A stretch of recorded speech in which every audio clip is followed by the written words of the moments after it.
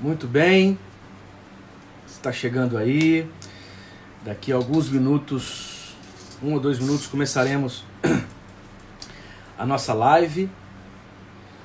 Uma live com o pastor Heinerson. Sejam bem-vindos. Bem-vindas aí, vamos chegando. Daqui a pouquinho a gente inicia aqui a live com o Heinerson Israel, meu amigo Heinerson Israel. Uma live muito importante. Vamos tratar um pouquinho a questão. Pois é, Romário, a live de ontem com o César Moisés, né? Ela foi baixada, me mandaram um link do YouTube, que já baixaram e colocaram no YouTube em 2 versões, né? 2 partes, aliás. E eu vou disponibilizar depois no meu Instagram também, o link. Depois eu posso até passar aqui também. Amor, Beatriz, a água tá quente.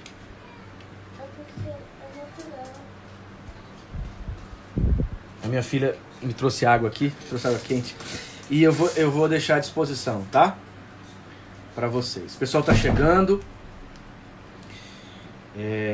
Daqui a pouquinho o Heinerson Israel vai chegar aqui. Hoje vamos trabalhar o tema. O Heinerson já chegou por aqui. Vamos trabalhar o tema relacionado à leitura bíblica. Como ler a Bíblia hoje.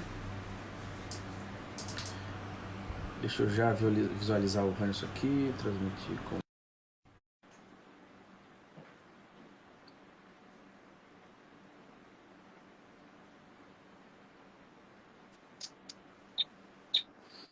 Muito bem. Heinerson acabou de chegar aqui. Acabei de entrar aqui na live, Heinerson. Estou explicando para o Fala, Kenneth. Seja bem-vindo. Seja bem-vindo Boa tarde. ao nosso espaço. Boa tarde a todos vocês que estão chegando aí. Nós vamos começar um bate-papo aqui sobre Bíblia, leitura bíblica, como acessar o texto bíblico, como interpretá-lo, como que a gente pode tratar o texto hoje, quais são os desafios. E a ideia é, inclusive, discutirmos um pouquinho os caminhos que devemos seguir para uma boa leitura bíblica. E nós vamos começar daqui alguns segundos, só aguardando o pessoal ir chegando aí aos poucos. Interessante que me perguntaram sobre a live de ontem. Vamos falar um pouquinho sobre exegese. Boa tarde a vocês. Essa tarde. Boa tarde. O pessoal está chegando, ó. Tem um pessoal chegando aqui, Heinerson, gente que tem pesquisado Bíblia no mestrado, doutorado, tem aqui gente de igreja, tem o pessoal daqui da nossa cidade, pessoal de outros lugares. Me perguntaram sobre a live de ontem.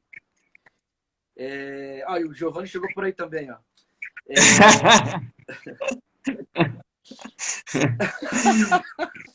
É muito bobo. Água. A minha... a Sônia chegou aí também. Veja. Nathalie, Sônia, olha aí, que legal. Nathalie entrou também, que bênção. Lá da igreja Batista do Bingen. Ok. A live de ontem, que eu fiz com o César Moisés, que é um pastor, trabalha na CPAD, escritor, etc., nós vamos deixar disponível. Já tem no YouTube de alguém, que eu não lembro agora bem. Aí a Elaine chegou também.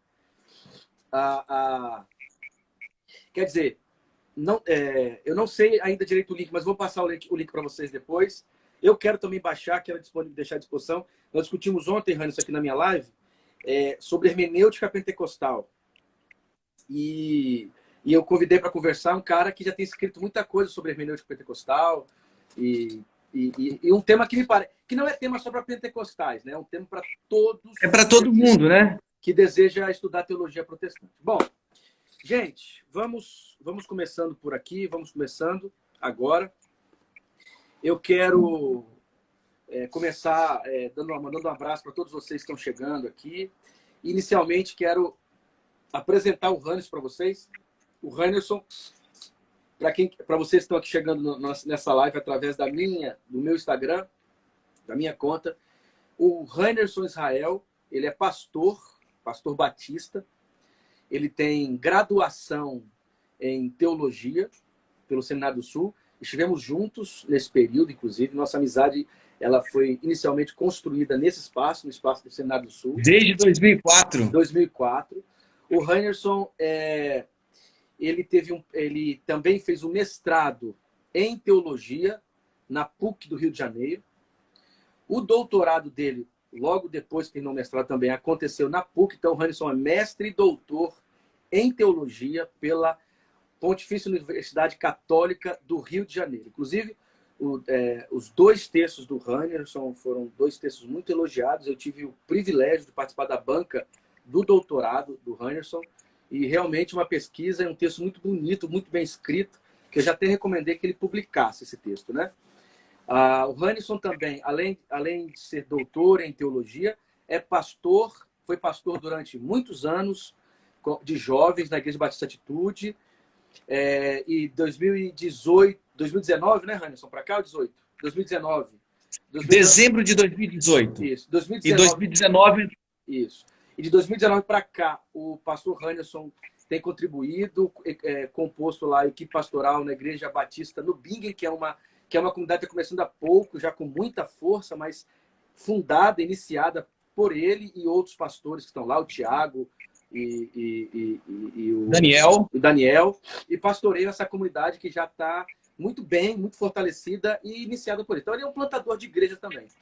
O Rainerson, além disso, ele é um exímio pregador, gosto muito de ouvi-lo pregar, tenho prazer de ouvi-lo falar. Então, professor também no Seminário Batista do Sul, ele é um dos professores do Seminário Batista do Sul, trabalha com teologia sistemática, teologia pastoral, é um baita de um pastor, sensível, um cara que tem um coração gigantesco, e todas as pessoas que tiveram a oportunidade de caminhar com o Rainerson de maneira pastoral, tem uma alegria e uma lembrança sempre muito afetiva. É muito, muito comum você estar nos espaços quando o nome do Rainerson é citado com muito carinho, especialmente para o seu caminho pastoral. E, além disso, o Rainerson é um amigo, irmão, a família do Rainerson é a minha família é a família do Rainerson.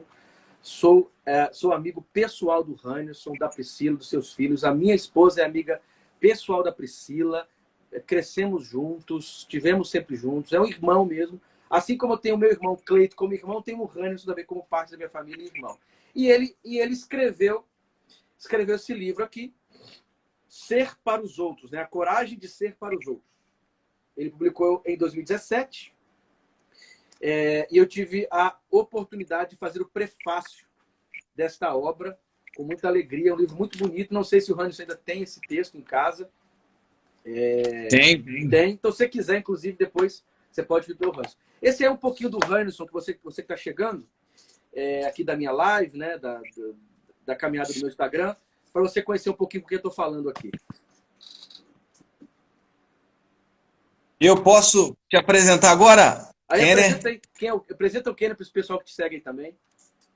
Tem uma galera entrando aqui, Kenner, uma galera muito boa. Já vi o Robinho aqui, lá da Igreja Batista do Bingen.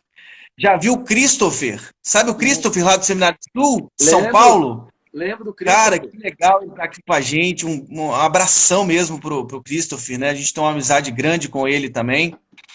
Então, só gente boa entrando aqui. Então, assim, para quem...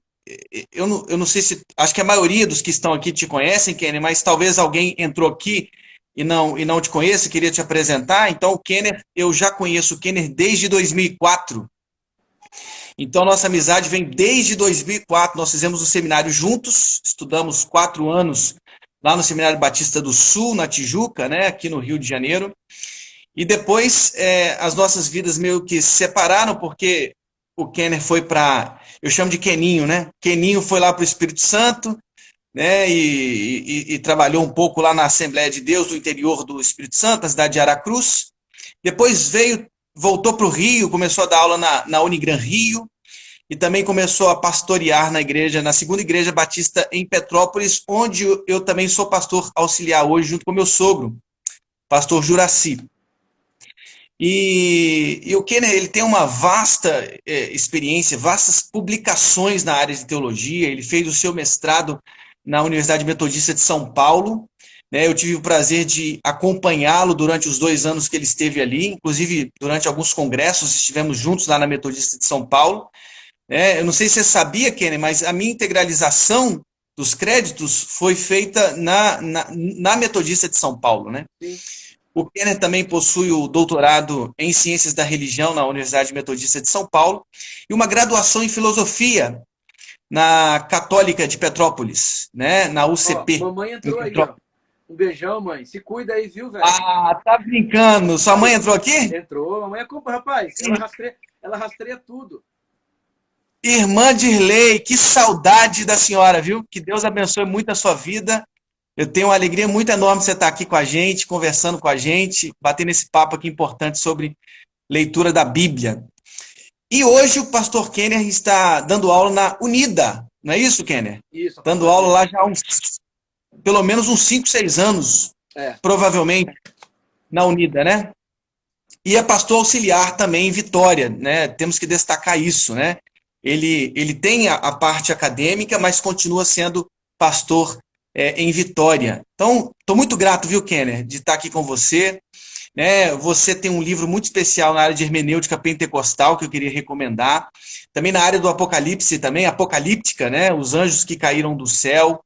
E também você publicou a sua tese de doutorado, não foi isso? Foi. Sobre o Apocalipse. Esse aqui, ó. Mostra aí pra gente. Isso, olha aí, ó. Então, eu li essa tese, né? E participei, entre aspas, ajudando um pouquinho na correção de algumas coisas, porque a gente sempre trocava essa bola nas nossas dissertações e nas nossas teses de doutorado. Eu acho que eu consegui. Casado com Mary, não posso deixar, né? Pai da Bia, pai do Roger, que são crianças tão incríveis e que eu tenho uma paixão muito grande por essa família aí. Então, para mim é um prazer enorme, viu, Kenner, estar com você, acima de tudo, por causa da nossa amizade, tá bom? Ótimo, ótimo. Bom, ó, o Digo, rapaz, o Digo lá do Recife entrou aqui agora, da Igreja Ponte, que eu tive o prazer de passar um Réveillon lá com eles. Que legal ver o Digo aqui. Beijão para ti, Digo. Bom, Luiz Carlos Rivera, hein? Lá da Bahia, Luiz Carlos Rivera da Bahia, irmão do Marcelo, está aqui com a gente, pastorzão, legal. Abençoado. A ideia mesmo é a gente discutir um pouquinho um tema que é tão importante, que é o tema das escrituras. O Brasil hoje, nós somos, segundo o IBGE não, segundo o Datafolha, 33% da população brasileira os evangélicos, né? Evangélicos. O dado que saiu em janeiro nos apontou essa pesquisa que ela antecede um pouquinho a pesquisa do IBGE que ficou para o próximo ano.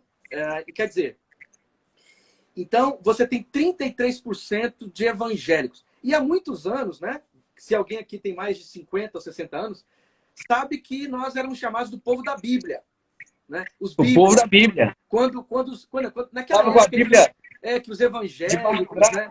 Que os evangélicos eram perseguidos porque se tornavam os crentes. E uma das falas é o povo da Bíblia, né? Os Bíblia.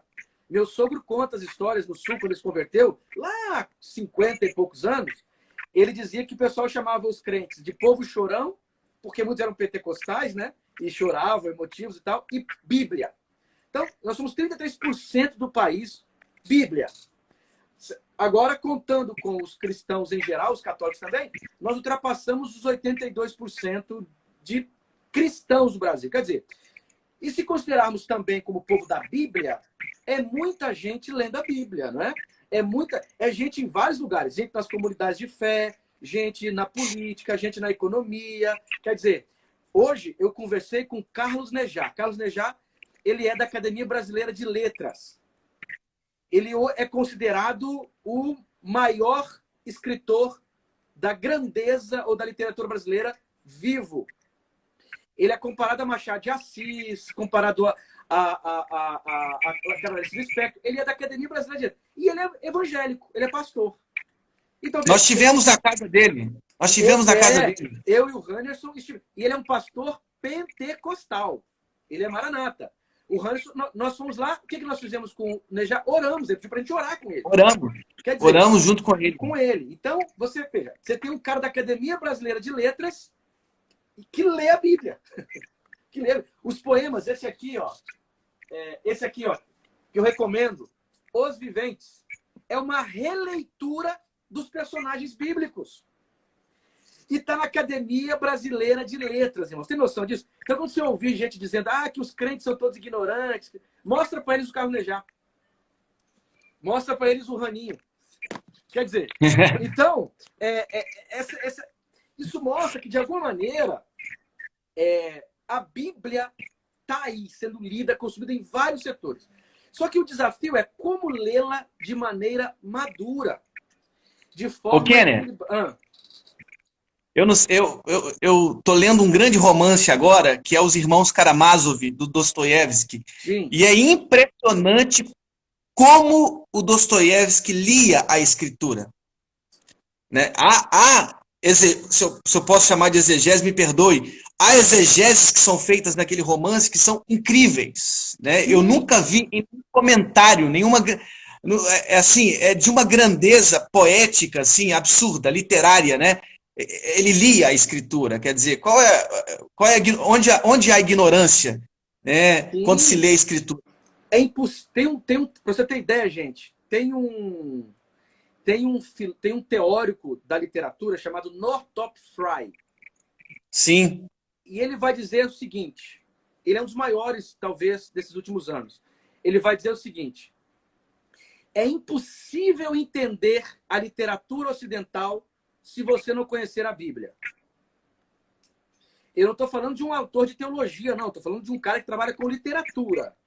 É impossível entender a literatura ocidental se não entender, se não estudar, se não ler a Bíblia. É impossível entender a cultura brasileira, é impossível entender as expressões mais importantes da literatura brasileira e da própria cultura brasileira se nós não entendermos a Bíblia. É tanto que os caras da literatura, das pós-graduações em letras, estão estudando a Bíblia para entender. O Saramago leu o livro do Carlos Nejar. E Nejar me falou que logo depois o Saramago escreveu Ensaio sobre a Cegueira. Quer dizer, essa obra monumental tem ecos de um autor que é bíblico. Então, assim, nós estamos falando... O Rubem Alves, aí citado pelo Giovanni, quer dizer, sim, nós estamos diante de um texto que é monumento, que pode promover vida ou morte, libertação ou condenação. Quer ver um exemplo? Olha só, nos Estados Unidos, tanto a Ku Klux Klan quanto Martin Luther King liam a mesma Bíblia. Então, assim, esse texto poderoso, lindo, transformador, ele é, hoje no Brasil, tão lido, uma expressão que deve ser tratada com cuidado, respeito e maturidade necessárias. Então, assim, o que nós vamos discutir um pouquinho agora... Ô, Kenner, eu não sei se você sabia dessa informação, mas o Martin Luther King era mineiro, você sabia disso? Mineiro? Eu fui na casa onde ele foi criado, em Atlanta. Eu fui na casa onde ele foi criado, na infância. E aí, quando eu entrei, você não pode entrar, mas você vê por fora os cômodos da casa dele. Aí eu vi lá na cozinha um prato com frango e quiabo. Ou seja, ele era mineiro, cara. Ele, tudo bem. Se faz bem a alma dos mineiros, pode ser. Bom, então, quer dizer, isso tudo nos leva a uma preocupação. A Bíblia, como palavra de Deus, como livro através do qual Deus se revela ao ser humano, ela é um texto que às vezes nos assusta, nos inquieta, nos confunde. Eu estudei Apocalipse e João no meu doutorado. E o tempo todo eu estou conversando sobre Apocalipse, estou dando curso sobre Apocalipse. E uma das coisas que eu ouço é o seguinte: o Apocalipse me assusta.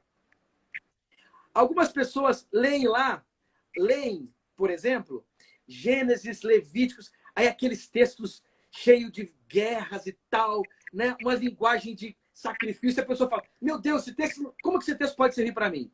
Então, de alguma maneira, a Bíblia, que é esse lugar que é essa manifestação da palavra de Deus, que revela a palavra de Deus, que nos leva a ouvir Deus, ela precisa ser vista e lida com muita maturidade e cuidado. Muita maturidade e cuidado. Talvez assim, uma primeira coisa que a gente pode considerar aqui, e nós vamos bater um papel raninho, é considerar essa palavra, essa Bíblia, que pertence a um mundo completamente diferente do nosso.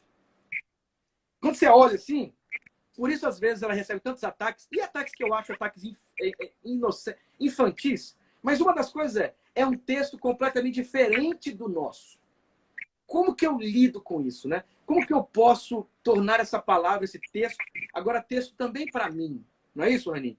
Uma das questões a considerar é entender que essa linguagem, que as imagens e que o mundo de onde esse texto surge são completamente diferentes do nosso hoje. Não é isso, Rani? Sim, sim, sim. Eu me lembro, o Kenner, quando eu li as parábolas de Joaquim Jeremias, e eu me impressionei com aquele livro por causa da simplicidade que às vezes é arrancada no ato da leitura. E eu vou explicar o que eu estou dizendo. Nesse livro do Joaquim Jeremias, ele faz uma coisa interessante, ele volta ao mundo de Jesus para perceber e ler as parábolas, que são histórias tiradas do cotidiano, são histórias simples. Pensa num sábio, Jesus, contando histórias que foram retiradas da vida cotidiana para ensinar valores. Eu vou te falar uma coisa, quando você lê a República, de Platão, você entra num outro mundo, né? Da maiêutica socrática, da análise da verdade, do espetáculo da verdade. Mas quando você entra nas parábolas de Jesus, você entra na simplicidade de um camponês que contava a sua sabedoria através de histórias pequenas. Agora veja só, por exemplo, a parábola da semente, né? Em Marcos 4, ou a parábola do grão de mostarda em Mateus 13. São expressões claras que nos mostram que, às vezes, essa leitura moderna, científica, sepultou o sentido da Escritura. Então, veja só, por exemplo, a gente, Kenny, nós não temos experiência no campo. O camponês tem experiência no campo. Imagina o camponês antigo que lançava a sua semente na terra de uma forma assim, cotidiana, e via todo dia nascer um milagre, porque ele não acompanhava o processo de germinação, crescimento, frutificação. A semente era simplesmente lançada, como diz Marcos 4. E aquela semente lançada, de uma hora para outra, tornava-se árvore, tornava-se fruto. Era um espetáculo, era um grande milagre. O camponês daquele tempo de Jesus, ele convivia com esse espetáculo do milagre. E às vezes essa leitura científica, racional, ela acaba sepultando o sentido. Né? O racionalista. Racionalista talvez seja melhor. Essa leitura racionalista, ou seja, não racional, mas aquilo que assassinou a própria razão, né? Racionalista acaba sepultando esse sentido incrível dessa semente lançada na terra. Né? É uma parábola simples. Quando eu leio as parábolas, Raninho, eu até falei isso já em alguns lugares por onde eu passei, que tem uma poesia do Drummond, do Carlos Drummond de Andrade, que é o título A Busca da Poesia. Não sei se você que está aqui ouvindo, a gente já ouviu falar. E no finalzinho da poesia, ele diz assim, ó, penetra surdamente no reino das palavras.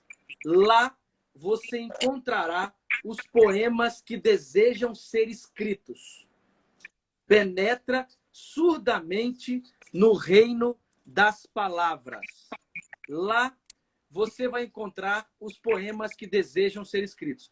O que o Rani está dizendo é que Jesus, quando ele vai pronunciar as parábolas, ele penetra no reino das palavras do contexto da Palestina, no contexto do mundo antigo. E quando ele faz isso usando sistemas de representação, ideias que estão muito mais próximas do mundo e do imaginário, do texto, do contexto do mundo antigo, do que o nosso. Por isso que, às vezes, é tão estranho para a gente. Entendeu? Por isso que, às vezes, dá tanto ruído. Qual que é o primeiro momento na Bíblia? Para ser fiel à Bíblia, é o seguinte: você precisa ser fiel ao lugar e o tempo que Deus escolheu para falar por meio da palavra. Deus escolheu fazer isso no mundo do mundo grego, romano, judaico. Quer dizer, esse mundo grego, romano, judaico foi o mundo através do qual Deus usou a palavra, penetrando nessa palavra, para comunicar a gente. E é interessante, porque a palavra tem muitos limites, né? Assim, a linguagem tem muitos limites. Deus é sempre muito maior do que a linguagem. Sempre vai ser muito maior. Então, assim, para a gente encontrar esse Deus que é maior, nós precisamos entender bem essa palavra que é menor, porque através dessa palavra menor, que é essa linguagem, a gente vai chegar perto desse Deus que é muito maior. Então, a gente precisa ir lá, nesse mundo das palavras. E as epístolas petrinas dizem assim, que alguns estavam lendo os textos de Paulo e distorcendo para sua própria condenação. Uma das razões é porque não consideravam a dinâmica do próprio jeito que Paulo estava escrevendo, as imagens que Paulo usava. Porque se você faz isso assim, ó, de lá para cá, sem considerar isso, você gera uma série de problemas. E pode, inclusive, distorcer essa palavra, né? Com certeza. Eu não sei se eu posso destacar um ponto que eu acho interessante aqui, Kenner. É que quando a gente está falando da palavra de Deus, e você começou afirmando ela é palavra de Deus, a gente tem que tratá-la com seriedade. Sabe aquilo lá de Êxodo, capítulo 3? Tire as sandálias dos pés, pois você está pisando uma terra santa. Sim. Então, assim, a palavra precisa ser interpretada com essa seriedade. Eu vou usar aqui um livro do Karl Barth, Introdução à Teologia Evangélica, que ele mesmo no prefácio diz ser o seu canto do cisne. E ele diz lá que a palavra de Deus, né, testemunhada pelas primeiras testemunhas que tinham o privilégio de estarem ali, naquele momento em que era vital, de vital importância estarem testemunhando essa palavra pronunciada pelo próprio Deus. Haja luz, sai da tua terra, da tua parentela, para a terra que eu te mostrarei. Né? Saulo, Saulo, por que me persegues? Quer dizer, essas palavras elas foram ouvidas por essas primeiras testemunhas, os profetas e os apóstolos. E essas primeiras testemunhas transmitiram com essa dignidade. Ou seja, a seriedade com a qual eu trato a Escritura depende da forma como eu ouço. E eu acho que essa metáfora de estar numa sala ouvindo essas primeiras testemunhas é incrível, é fantástica. Eu só posso fazer teologia, boa teologia, eu só posso fazer boa pastoral se eu me assento humildemente para ouvir as testemunhas primárias, né, as testemunhas oculares e auriculares, que ouviram e viram com os próprios olhos aquelas palavras que saíram dos lábios de Deus. E essa seriedade. E as tradições também, né, Raninho? As tradições. Sim. A tradição tem lugar aqui. A gente tem negócio, a gente, por exemplo, não gosta de tradição. A tradição está aqui também, ó. Você tem tradições que estão presentes no texto bíblico. Talvez o tradicionalismo frio seja ruim, mas a tradição viva, isso é importante. A Bíblia tem a presença de tradições vivas desses apóstolos, não é? Sim, perfeito. E eu acho assim, essa postura que se encurva, genuflexa, né, diante dessa Bíblia, desse espetáculo que... dessas testemunhas que Você viu aí, Giovanni? Vou anotar assim, ó, genuflexa.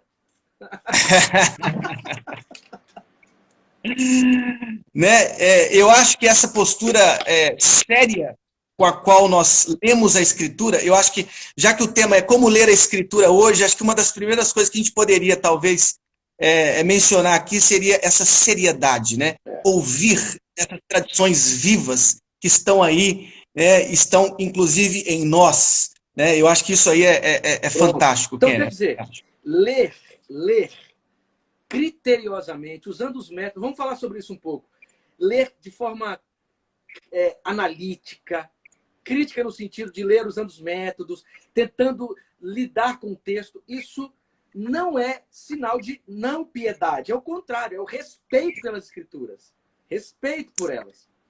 Então, sim.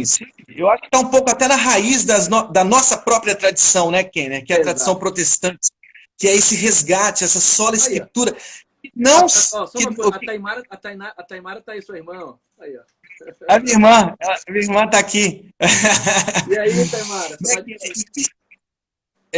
E veja, esse sola escritura, Ken, é bom que a gente compreenda, né, que está dentro da raiz da nossa própria tradição, que é esse retorno à escritura, também não está sepultando concomitantemente a tradição dessa leitura que foi sendo vivida pela própria igreja ao longo de sua história, que eu acho que é interessante. Quando você vai ver, por exemplo, ler as obras de Lutero, Calvino, vamos dizer, os grandes clássicos da teologia reformada, da teologia da reforma, você percebe nitidamente como eles, tanto Lutero em seus escritos, como, por exemplo, nas Institutas de Calvino, o quanto eles visitam a tradição, visitam os pais da igreja, com respeito a essas leituras que foram sendo realizadas ao longo da igreja. Eu acho que talvez essa humildade em ouvir quando se lê, eu acho fundamental para a construção de uma leitura bíblica para hoje, né? Eu acho que já abrimos muito bem a conversa aqui, deixamos o solo de tudo que nós vamos falar. O solo de tudo que nós vamos falar é isso aqui. Aí, talvez agora a gente pudesse falar um pouquinho a partir de um esquema do texto. Por exemplo, como que o texto se dá? É mais ou menos um movimento assim, gente, ó. Você tem a ação de Deus. O Raninho citou o Karl Barth. O Karl Barth diz que Deus é totalmente outro. O que isso quer dizer? Que Deus ele se revela. A religião tem o costume de querer ir até Deus. Barth vai dizer, Deus vem a nós. Essa é a ideia de revelação. Qual que é a ideia de revelação? A ideia de revelação é que, independentemente do nosso ato, das nossas escolhas, das nossas fraquezas, bondades ou maldades, Deus escolhe se dar, se revelar. Foi assim, por exemplo, Deus se revelou a Israel no deserto, Deus se revelou aos discípulos em Jesus, Deus se revelou a João diretamente no Apocalipse, Deus se revelou aos profetas com a sua dabar, com a sua palavra. Quer dizer, Deus se dá. Isso independe da gente. Quem pode nos ajudar um pouquinho sobre isso são os pentecostais. Os pentecostais podem nos ajudar um pouquinho sobre esse tipo de coisa. Quer dizer, Deus se dá, Deus se manifesta, sem mediações. Ele escolhe se revelar. Ele escolhe nascer no útero de Maria. Ele escolhe... Kenny, eu acho que o Denilson fez uma pergunta. Alguém me disse qual é o tema. Acho que talvez seja interessante. Não sei se colocar novamente aí. Tá. Como ler a Bíblia hoje, Denilson? Como? Quais são os caminhos para ler a Bíblia hoje? E eu quero pedir uma coisa para você. Essa live é muito importante porque nós estamos tratando temas tão fundamental. Pega esse aviãozinho aqui, ó, que tem aqui, manda para os seus amigos. E me disseram, Raninho, que quando você fica apertando no coraçãozinho, a live vai para mais gente. Eu estava conversando com a Jerusa essa semana, e acho que o Davi Lago também me falou isso nessa conversa. E quanto mais você aperta aqui o coraçãozinho, mais pessoas têm acesso à live. Então, eu acho que é um tema tão importante. Eu já estou apertando o coração, o intestino, o pulmão, para poder... Como é que é? O que houve, Raninho? Eu apertei aqui sem querer, mas pode voltar. Diz aí. Aí, veja só. Há o ato de revelação. Deus se revela. Isso não está em nós, não tem questão humana, não tem nada que vai influenciar ou determinar isso. É um ato livre de Deus. Deus se revela. Sim. É a iniciativa dele. Essa revelação agora, ela vai ser interpretada. Por exemplo, o profeta agora vai receber essa revelação. Jeremias diz assim, ó, quando eu quero me calar, é como se um fogo ardesse no meu coração. Isaías diz, eu vi o Senhor assentado sobre um alto e sublime trono, e o seu séquito cobria todo o templo.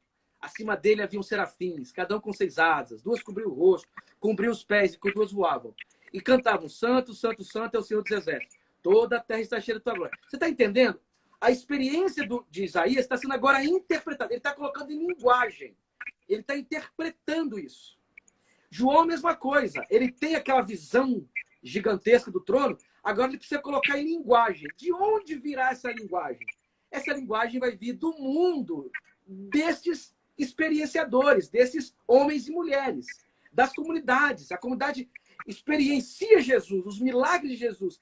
Agora eles precisam interpretar isso. É tanto que eles vão olhar a Bíblia hebraica e vão dizer o seguinte, olha, isso que Jesus fez está lá na Bíblia hebraica.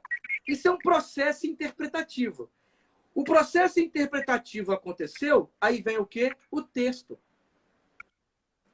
Esse texto depois, então, esse texto é resultado de um processo de ação de Deus, interpretação histórico-cultural destes autores e escrita desses mesmos. Aí depois, nós lemos esse texto. Então, veja, é aí que tá a grande questão. Essa leitura será sempre feita a partir dos nossos lugares, a partir da nossa vida e da vida da comunidade. Então, a revelação, ela é ato primeiro. O texto é ato segundo. Essa palavra, que é a palavra da revelação, ela passa por uma série de estratégias literárias, redacionais, culturais, destes homens e mulheres que experienciam Deus. Então, vejam só, é neste momento que entra a nossa maturidade. Por quê? A nossa maturidade vai evitar tratar a Bíblia de maneira a desvalorizá-la, mas a nossa imaturidade também pode criar o que nós chamamos de bibliolatria, literalista. É aí que a gente vai e a gente começa a ler o texto usando as ferramentas necessárias para que este texto nos mostre essa palavra de Deus, nos fale com a gente, não é? Porque se você desrespeita isso, você acaba não penetrando naquilo que os autores queriam dizer quando estavam dizendo.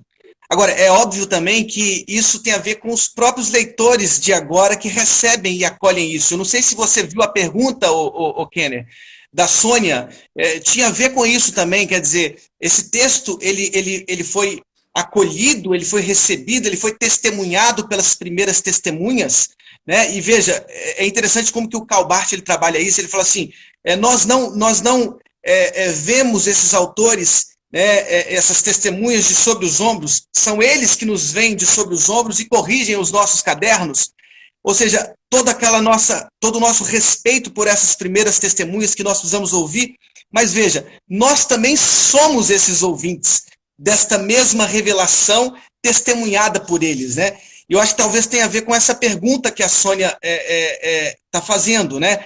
Como que a gente lê para a gente hoje essa escritura, né? Será que essa escritura ela está ali sepultada na história? Ela não tem mais relação comigo que estou aqui no século XXI? Quer dizer, você está entendendo? Exato. Aí, veja só, Roninho, que coisa interessante.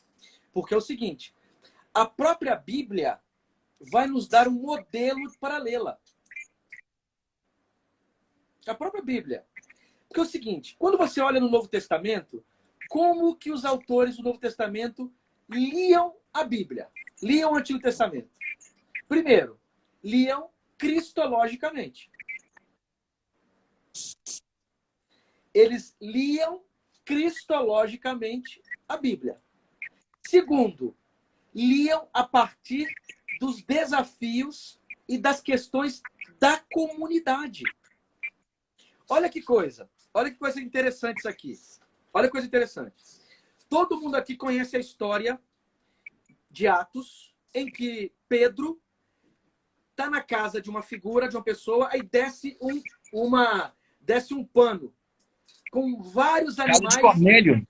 Na casa de, né? Desce um pano. Atos 10. Isso, desce um pano e ali há um monte de animais que ele não come porque a lei não deixa.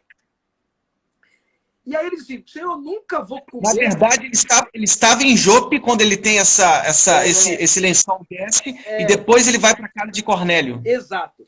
Se você está lembrado, vou até abrir a Bíblia aqui. Se tiver a Bíblia aí, Raninho, vamos acompanhando aqui. E aí, olha só, se tiver a Bíblia aí, abra também aí na sua casa. O que acontece? Ele, então, é avisado que tem que ir na casa de Cornélio. Aí que ele vai na casa de Cornélio. Né? Sim. Chega lá, quem é esse Cornélio? É um não-judeu. Entendeu? Um não-judeu. Que não se enquadraria, por exemplo, nos aceitos pela lei. Pedro está pregando e o mesmo Espírito que foi derramado em Atos 2, é derramado lá. Pronto. Deu um tilt aqui. Como que pode? O Espírito foi derramado sobre os gentios também? Como é isso? Aí Pedro vai para Atos 15. Chega em Atos 15, o pessoal se reúne agora para explicar. Como é isso? Paulo está tendo experiências parecidas lá em Antioquia. Aí Pedro diz assim, vocês estão querendo tentar o Espírito? Se o mesmo Espírito que desceu em nós desceu sobre eles, Deus está nos dizendo que os gentios também têm a possibilidade de receberem o Espírito e fazerem parte da fé cristã.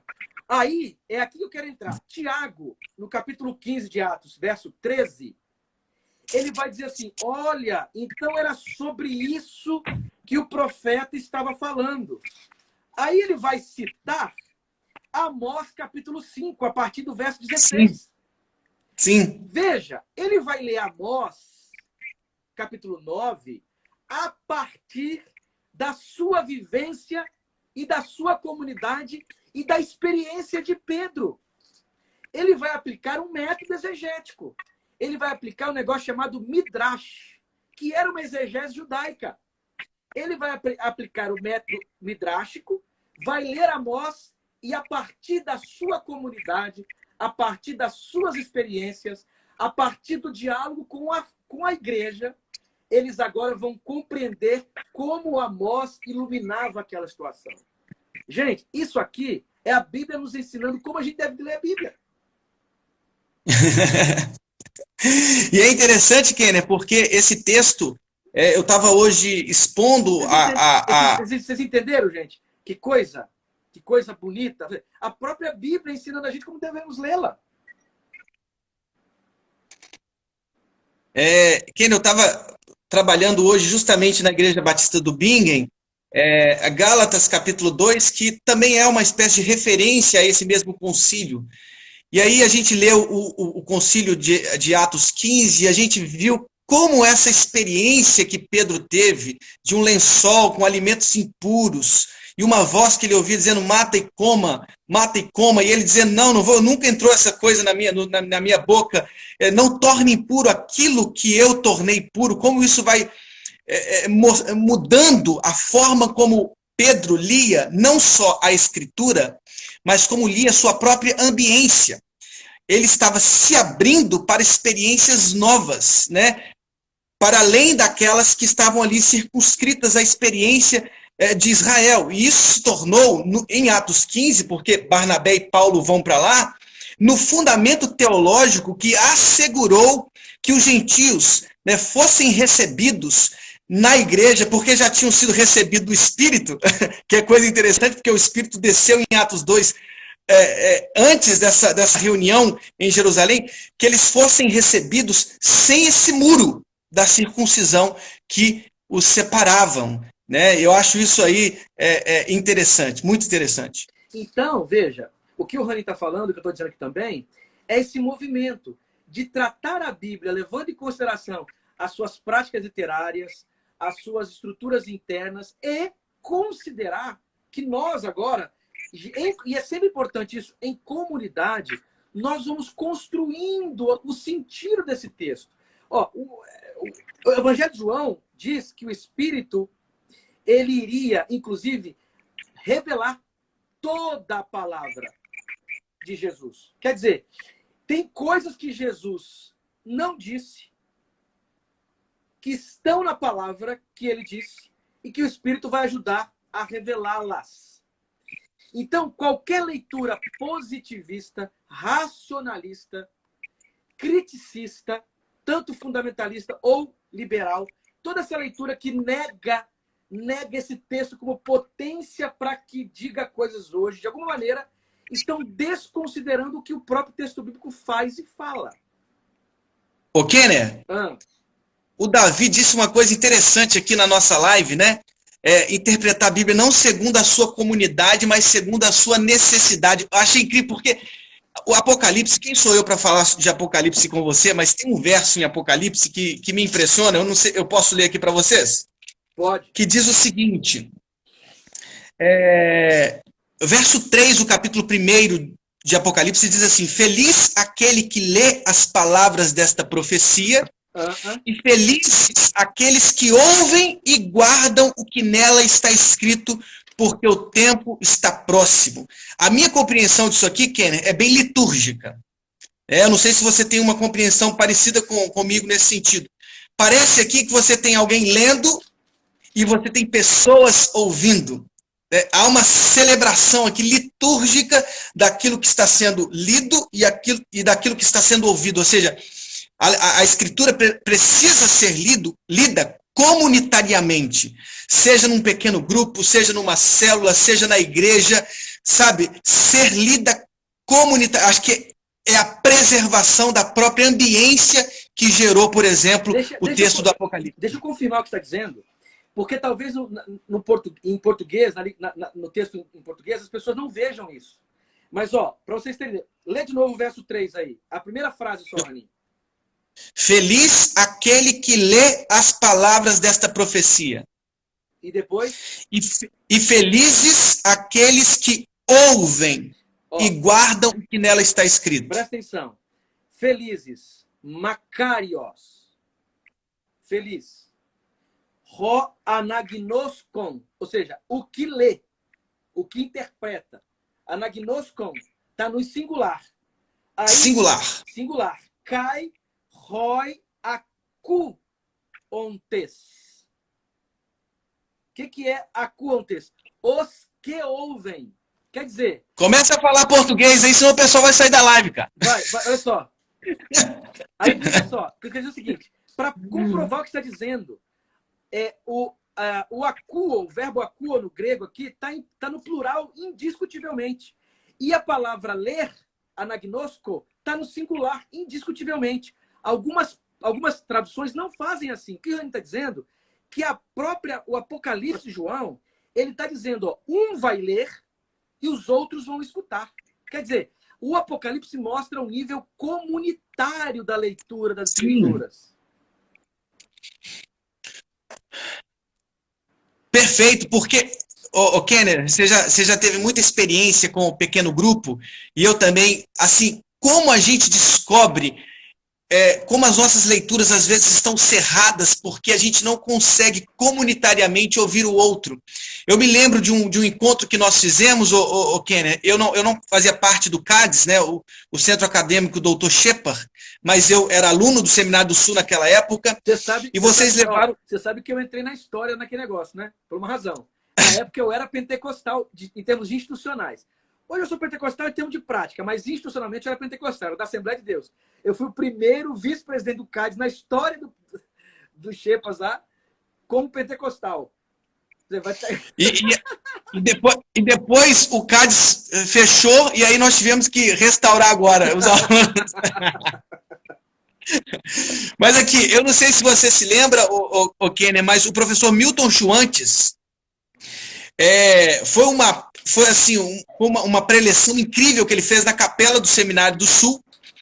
E ele estava falando para a gente como ele aprendeu... Deixa eu introduzir o Milton Schwantes para contar a história, para o pessoal entender o que está falando. Tá bom, tá bom.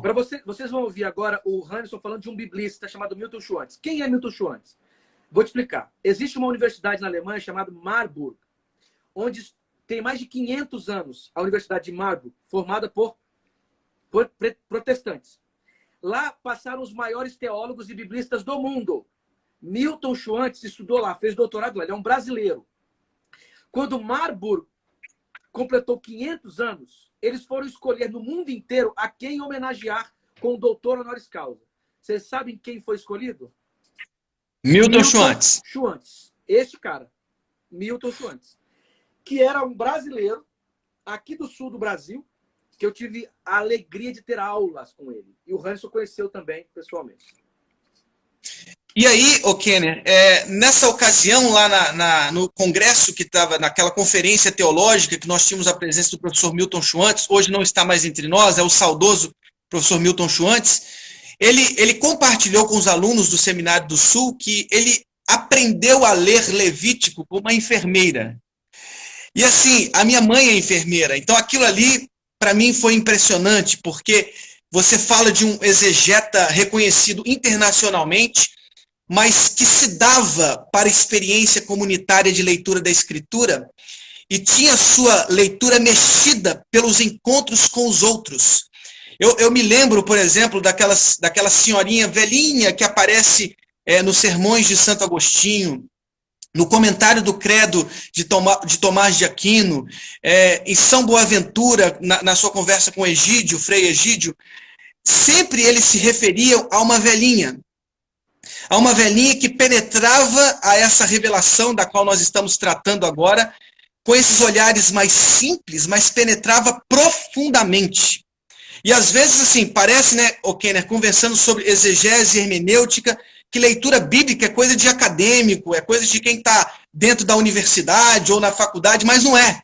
Essas experiências de leituras que são vividas na comunidade, numa célula, num pequeno grupo, na nossa igreja, né, com uma enfermeira, com um médico, com um engenheiro, nos dá uma ciência tão não penetrada se ficarmos isolados naquele feudo acadêmico, né? Eu acho que quando a gente se abre para ouvir as leituras, as nossas leituras são edificadas, né?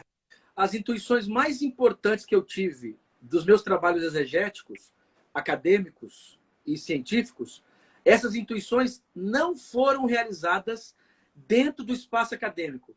Por incrível que pareça, as intuições mais importantes que tive se deram no contato pastoral. Primeiro, conversando com pessoas, ouvindo a vida delas e pregando. Quantas vezes, preparando sermão, eu tive intuições exegéticas que depois essas intuições se tornaram texto acadêmico. Então, aí, veja, nós podemos... Kenner, eu não sei se eu posso falar uma coisinha aqui, já que você jogou essa bola. Eu li um livro no ano passado chamado Ministério Criativo, do Henry Nouwen. E o Henry Nouwen, ele é um grande autor de espiritualidade. E ele dizia naquele livro que nós pastores, né, as pessoas que tratam com o cuidado dos outros, precisam escrever o que ouvem. No gabinete, numa pastoral, num atendimento, porque ali está talvez o seu caderno mais importante para a construção de uma teologia. Porque às vezes a gente acha que teologia se faz ali naquele espaço frio, né, abstrato, né, dos silogismos que se constroem dentro de uma academia, quando na verdade é num espaço de um gabinete que a gente consegue ouvir e ter as nossas experiências, né, para inclusive ler a Escritura. Eu acho que isso do Henry Nouwen é um negócio perfeito, entende? Perfeito. Quer dizer, e pensando aqui, Henry, para a gente já chegando no final, que já está terminando nosso horário, há um caminho, tá certo. Há um caminhozinho mínimo para a gente ler a Bíblia? Eu acho que é possível. É assim, vamos lá, um caminho. Como a gente diz, esse texto é um texto que foi produzido num contexto, etc. Primeira coisa que você precisa considerar para ler a Bíblia hoje, você está em casa, está na comunidade ali. Primeiro, perguntar aquele texto que você está lendo, onde ele começa, onde ele termina. Todo mundo que escreve a Bíblia, escreve assim, organizando uma ideia. Quer dizer, então, tem começo, meio e fim. Aí você pode procurar uma introdução à Bíblia na internet. Fala assim, onde esse meu texto começa, onde ele termina? Segundo passo, esse meu texto está onde? No livro que eu estou lendo. Você está lendo a 1 Coríntios, certo? Aí você está lendo lá o capítulo 14 de 1 Coríntios. Aí você tem que perguntar assim, onde ele começa? Ah, começa no verso 21. Ah, onde termina? Aqui no verso 20 e pouco. Beleza. Onde ele está? Ah, ele está dentro do capítulo 7 a 16. 7 a 14, ou melhor dizendo. 7 a 14. Ah, então o capítulo 14 tem esse bloco aqui, 7 a 14. Esse bloco fala sobre o quê? Paulo está falando sobre o quê? Ah, Paulo está falando sobre uma série de perguntas que a igreja fez para ele. Entre elas, a questão dos dons. Aí Paulo está respondendo, olha, não fiquem fazendo bagunça com os dons. Tem ordem e decência. Aí você entende, quer dizer, ordem e decência aqui não tem a ver com ordem e decência de qualquer coisa. É ordem e decência relacionada à liturgia, ao uso dos dons.